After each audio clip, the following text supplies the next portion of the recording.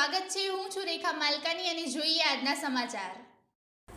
શામળાજી પોલીસે ટ્રક ગાડીમાંથી પંખાઓના સામાનની આડમાં ભારતીય બનાવટની વિદેશી દારૂ પકડવામાં સફળતા મેળવી।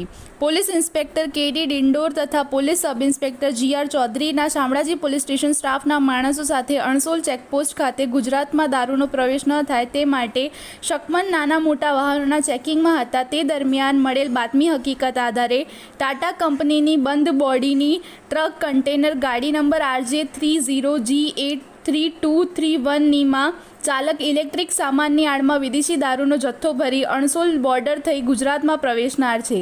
જે બાતમી હકીકત આધારે તે ગાડી આવતા તેનો રોકી તેની પૂછતાછ કરતાં પોતાનું નામ ભૂરસિંહ સન ઓફ જવાહરસિંહ આસુસિંહ જાતે રાવત ઉંમર વર્ષે 40 ધંધો ડ્રાઈવર રહે ખાલિયા તાલુકો માંડલ જિલ્લો ભીલવાડા રાજસ્થાન હોવાનું જણાવતા તે ટ્રકની તપાસ કરતાં તેમાંથી વિદેશી દારૂનો મુદ્દા માલ મળી આવતા તેને પકડી પાડી તેની વિરુદ્ધ કાયદેસરની કાર્યવાહી કરવામાં આવેલ છે।